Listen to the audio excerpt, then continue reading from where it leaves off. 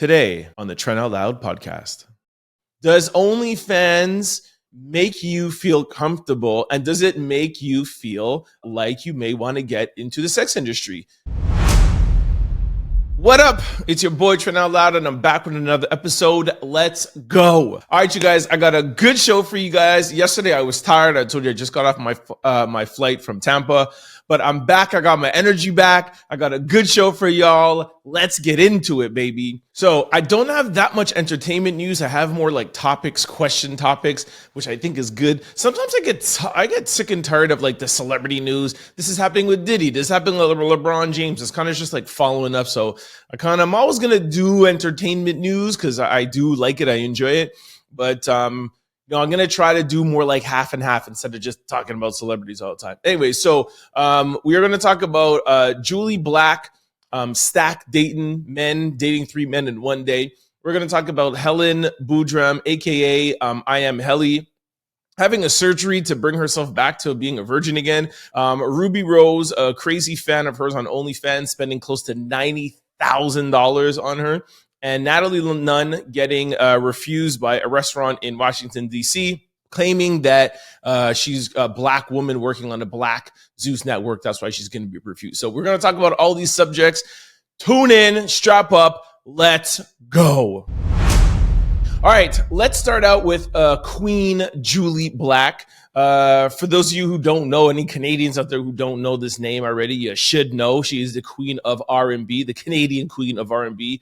To my American or worldwide listeners, she is the Canadian equivalent to Mary J. Blige. So Jully Black, I think she's a co-host sometimes or a guest co-host on The Social, which is equivalent to like The View. Anyways, she was on there and somebody asked her about stack dating. And she said this. Okay. Would you stack date? Would you say, okay, I got 3 guys lined up today? Yeah. You would? Okay. Okay. I think it's important. Yes. It's important to have a rotation. So it's funny, right? Because back in the day, if you had a girl that was dating 3 guys in one day, people would call her a hoe. I mean, let's just call it what it is if you're dating. So I was like, okay, hold on. If Jully is going to be saying this on TV, because I know for sure Jully ain't no hoe at all, far from it, then I was like, yo, maybe this is something I don't know about. So I researched stack dating. Let me read to you a little bit what I found on stack dating. And this was a term, whatever, kind of normalized by Gen Z. And so what it is for Gen Zs, gone are the days of spending hours in a bathroom getting ready for a first date. According to Tinder 2013 Future Dating Report, around 51% of global Tinder users from age 18 to 25 are making dating a low-pressure part of their regular daily lives. Whether they're sneaking in dates after morning exercise class or meeting up before dinner with friends, fitting in dates whatever works for them is what Paul Branson said, who is the president at the Tinder Global Relations Insight Experts. Stack dating. So make a long story short, it's taking away the I think like the officialness of dating, where it's like, let's meet up on my way to do groceries. Let's meet up on my way to a fitness course, etc. But what I don't love about it is that it seems like a little bit like impersonal. And I think like the things that you could get done meeting face to face that casually and that quick, like you can do over a FaceTime, like just FaceTime me and have a little, like, I don't even want to give somebody that half an hour. Like, I think that, I don't know. That's why I'm torn. Like, because on the other side of me, like, I get that the in-person is always going to be completely different. But I don't know, man. I just feel like, meeting you at, half an hour during my lunch, it's like, I don't know. I guess I would have to do it to try to find it, but I would feel like it's very like interviewee. Like, actually, I would feel actually more pressure stack dating, to be honest with you, because I know if we're going out to dinner or we're meeting somewhere at a club, or you're coming over, I'm coming over, whatever. Like, I know that we have quote unquote, a couple of hours to just hang out or chill or whatever. And I just feel like the environment is more conducive to be, to to be a little bit more chill than to like be meeting you for half an hour. And the thing about stag dating is that you do it and you have like 4 or 5 guys, or for the guy version, you'd have 4 or 5 girls in a day. And I don't know. I just don't like the interview rushed, low vibration. It just feels like low vibration to me. It feels like a job interview, and it feels like everyone's got to be perfect. And at half an hour, you're never going to see each other again. Like, I feel like whatever you're getting across in that half an hour, you can get across in a phone call or a FaceTime. So let me know what y'all think. Let me know. I just want to know honestly, like, is that hoey on each side? Like, is it hoey that you're meeting up, 2, 3, 4 guys or girls in a day? And also, too, do you feel like that's something that you would want to do? I don't know. Just I told you what I think. Let me know what you think in the comments below. All right, next up, Helene Boudreau, IAMHELY, is doing a new thing where she got a surgery to make her become a virgin again. Take a listen. You said you had a big surprise for us. I'm excited. I just got a surgery to be a virgin again. What does that mean? How's that possible? You got a new hymen. Yeah. And now you're a virgin again. It's been 7 days. What's the plan? I want to restart my body count to 0. I want to find the right guy. He will take my virginity. That's the most wholesome thing I've ever heard. It would be an honor if we could help find the guy to take your virginity on the show. The Bachelor, but the virginity episode. Let's do it. We'll fly down like a top 3 and they compete. All expenses paid. And then we'll do some type of in-person competition. I'm so ready. So, Google is my best friend. So I went to research how to become a virgin again. And really what it is that she just got her hymen fixed, right? Which they say in the video. But I went a little further to try to find out the details of this. Hold on, let me pull this up. Yeah, so it says here, hymen repair surgery, also known as hymenoplasty, is a simple procedure that will repair a torn hymen or build a hymen that is not present. It is important to understand that the surgery will not restore virginity, but it will allow a woman to tear and bleed for the first time. The first time they engage in intercourse after surgery. You're a virgin. Wow. You're welcome. Cool. It's okay. I went on further. I won't read everything, but I went on further to find out that a hymen, I'm sure women know, but guys, let me explain and bring everybody up to par. It's a soft tissue that blocks the vagina, the opening of the vagina. And first of all, it doesn't only tear when you have sexual intercourse. It could tear putting in a tampon. It could tear masturbating. It could tear through various different ways. And it's not even really that far up. From what I read, it's maybe like an inch inside of the vagina opening. So it's a clever, kind of funny way to get some internet talk and you have some viral moments. But what do you guys think about that? Like, do you think that if you have your hymen reattached, do you believe that erases your whole sexual activity? And do you think that makes you become a virgin again? Like, it completely doesn't. It has nothing to do with it. Because there's some girls that'll have sex and their hymen doesn't break, or you do have sex. So it's really has nothing at all to do with it. I really hope, I'm pretty sure, but I really hope that she doesn't believe that this makes her a virgin again. I really hope so. But let me know what you guys think in the comment section below. Do you think that this is a way for women to be able to erase their past and become virgin again? Do you think this is something that's going to be popular? Like, is she on the brink of something? And a couple of these girls out here who have maybe had a past that they want to hide or that they want to forget about, or it's a restart. Like, I don't know. I'm not a woman. I don't know how that feels. So ladies, I'm asking you out there, do you feel like your hymen is your identification with your virginity? And do you feel like if you had hymen surgery that you would become a virgin again? And if you did, like, I know she's doing it as a joke, but if you did, would you do it and not go back to your ways and say, you know what, this time now, as an adult, I mean, most of us lose our virginities in our teens, and most of us are like, oh my gosh, like I wish it wasn't with that guy. Would you, if you did do it, would you now wait for that special guy or wait for the guy that you got married? I mean, maybe Helen is onto something, right? Like maybe this is a mental switch that some girls that are looking that are not happy with their past, or maybe vice versa. Maybe you guys think that like this is ridiculous. It's 2023. Women should be able to sleep around as much as men. For men, it's accepted. Like this is, Helen is taking us back. Like we don't care about our virginity. We don't care about our body count. We'll do whatever we want to do.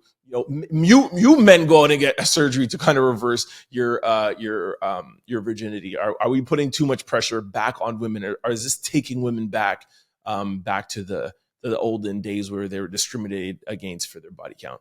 Let me know in the comment section below. Rubi Rose has put out text messages and has released information about her number one subscriber on OnlyFans that has spent $90,000.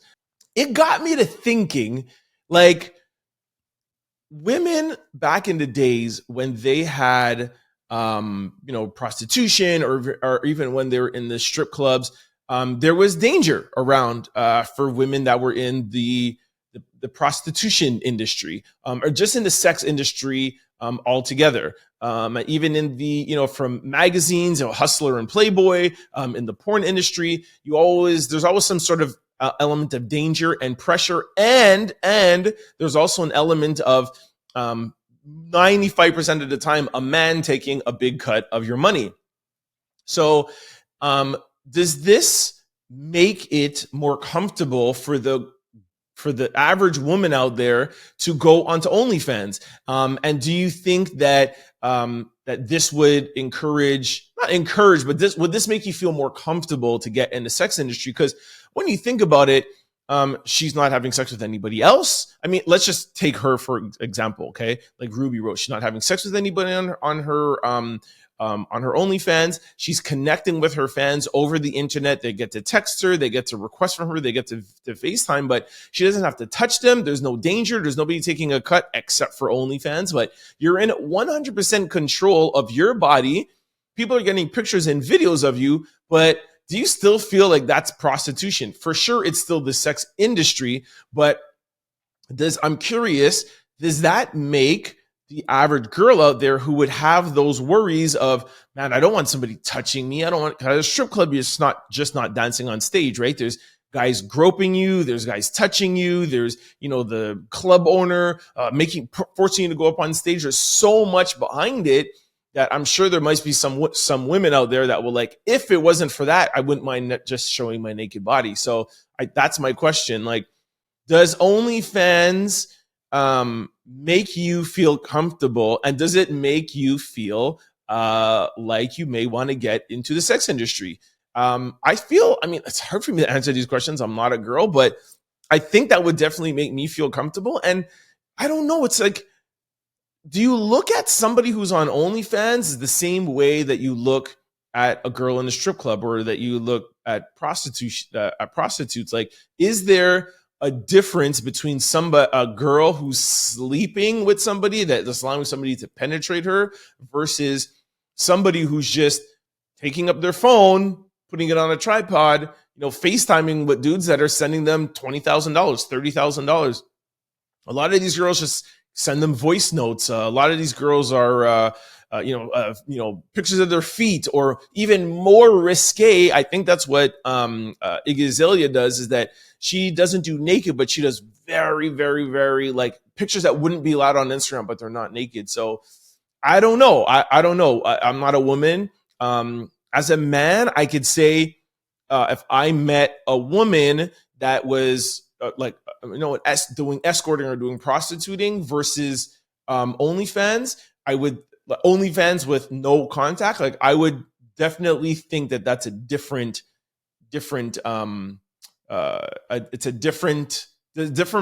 perspective. I don't know really what the word that I'm looking for. Not a different perspective, but it's definitely different, right? I don't know if it would make anything different of how I would necessarily feel about dating somebody that's in that line of work. But anyways, I'm asking you ladies out there, man, does OnlyFans and having no physical contact with men, does that make a difference to you? And does it make you feel when you hear that Rubi is making $90,000 from one dude? And I remember I told you last week that Iggy Azalea is making, I think, $78 million on OnlyFans. Does this make you women out there feel like that you want to jump on OnlyFans? All right, and lastly, Natalie Nunn, who's a star of Baddies on the Zeus Network, she was in Washington, D.C., and she was trying to get into a pretty well-known restaurant called The Park, and this happened. I had a table reserved, and when I walked up, they said, anyone that's affiliated with the Zeus Network, we don't care, we don't like what you guys represent, we don't like your TV shows. I gave them my American Express card on file earlier to book a table. They said I could not come in because they don't like the Black network that I work for. Who is the owner? Because he's not Black, I promise you. So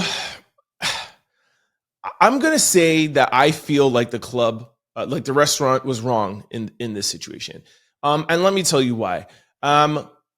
I understand that the club I keep calling it a club. I understand that the restaurant has a right to refuse service. And they have a right to refuse service, but they're not allowed to discriminate. Like, you can't refuse, like, oh, we refuse women here, or they can't say we refuse, a gay person, or we can't refuse a Black person. But they have a right to refuse service. But I feel like that runs on a very thin line, saying, well, you guys are on a TV show and you guys get rowdy and fight on a TV show. It's a reality TV show. And we all know that reality TV is not necessarily 100% real. So for that is the reason that we're not going to allow you in the restaurant, sorry. And just to let you know that Natalie was wrong, because it is a Black owner and it's a quote unquote Black establishment.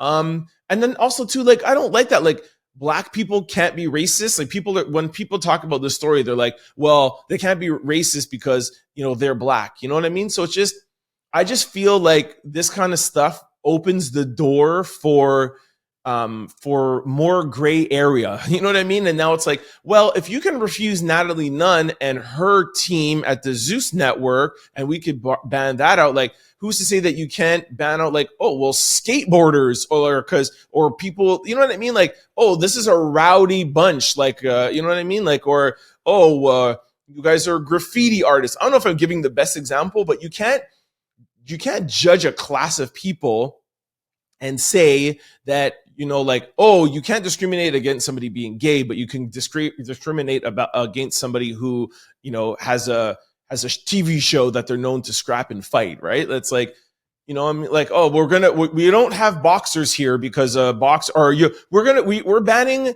UFC fighters.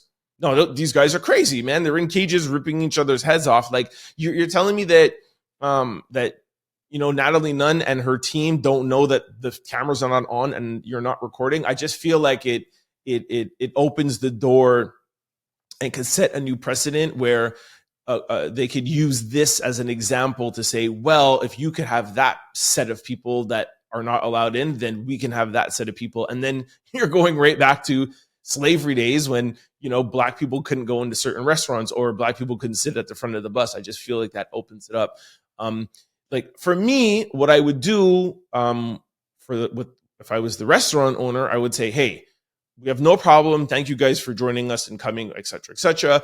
We just want to let you guys know that we are a very upscale establishment. We don't want any issues here. We don't want any problems, blah, blah, blah, blah. And just to let you know, like, one hint or one sign of anything, and we're going to ask you guys to leave. I think that would have been better, giving them a little bit of a warning, and you have one person of your staff make sure that they stay around the table and watch them. That, I think, would have been a lot better than to saying, no, you can't come here because you guys are part of the Baddies Club or Baddies on Zeus, and you guys are known for fighting. I just think that opens up too much of a gray area. And then before you know it, there's white establishments that are going to say that, Asian establishments, and then we get into this whole discrimination thing, and it could get a little sticky.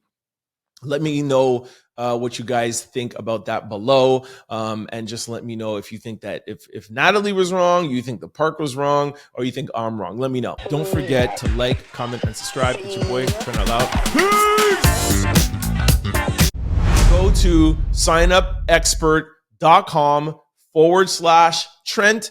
And then once you sign up for all betting apps and get all your bonuses and get all your rewards, go to your app store and download BetStamp and use promo code TOL.